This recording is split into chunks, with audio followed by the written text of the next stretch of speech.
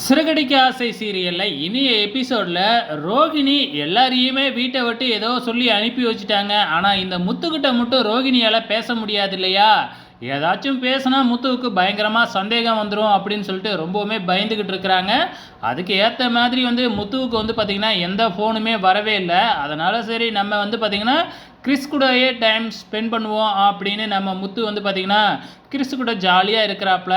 இங்கே ரோகிணி தன்னோட ஃப்ரெண்டுக்கிட்ட வழக்கம் போல் ஃபோன் பண்ணி என்ன பண்ணுறதுன்னு தெரியல அப்படின்னு பேசிக்கிட்டு இருக்கும் பொழுதே, கவலைப்படாத, என்னோடய ஃப்ரெண்டை விட்டு அந்த காரை புக் பண்ணிடுறேன் அப்படின்னு சொல்லி ஃபோன் பண்ண வச்சிட்றாங்க. அதே மாதிரி முத்துவுக்கும் ஃபோன் சவாரிக்காக கிளம்பிடுறாரு.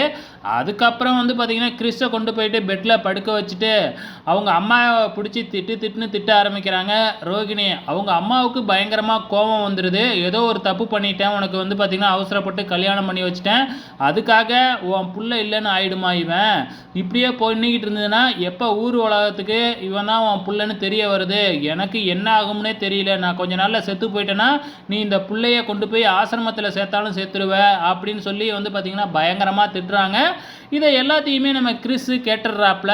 கேட்டது மட்டும் இல்லாமல், அத்தை நீங்கள் தான் என்னோட அம்மாவா அப்படின்னு சொல்லி பார்த்திங்கன்னா பேச ஆரம்பிக்கிறாப்புல. இதுக்கு மேலே ரோகிணியால் பொறுத்துக்க முடியல. ஏன்னா தன்னோட பிள்ளையே இப்படி கேட்கறதுனால மனசு இறங்காமல் இருக்குமா? மனசு இறங்கி போயிட்டு பார்த்திங்கன்னா கிறிஸை போயிட்டு ஹக் பண்ணிக்கிறாங்க.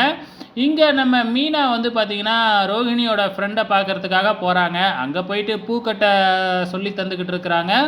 சரி, இவங்களும் டைமை இழுக்கணும் அப்படின்னு சொல்லிட்டு கட்ட தெரியாத மாதிரி அப்படி பண்ணி கொடுங்க, இப்படி பண்ணி கொடுங்க அப்படின்னு சொல்லி கொடுத்துக்கிட்டே இருக்கும்பொழுது அங்கே தான் ஒரு ட்விஸ்ட்டு வருது. நம்ம ரோஹிணியோட மாமா அப்படின்னு சொல்லி மலேசியாவிலேருந்து வர்ற மாதிரி ஒருத்தரை ஆக்ட் பண்ண வச்சார் இல்லையா, அவரு அங்கே நிற்கிறாரு. நல்ல வேலை நம்ம மீனா பார்க்கறதுக்குள்ளே பார்த்திங்கன்னா அவரு அப்படியே பார்த்திங்கன்னா வெளியிலேயே இழுத்துக்கிட்டு போயிடுறாங்க. ஸோ நம்ம மீனாவுக்கு என்ன நம்ம ரோகிணியோட மாமா சவுண்டு மாதிரி இருக்கே அப்படின்னு சந்தேகப்பட ஆரம்பிக்கிறாங்க. ஸோ நாளைக்கு என்ன நடக்க போகுது அப்படிங்கிறத வெயிட் பண்ணி பார்க்கலாம்.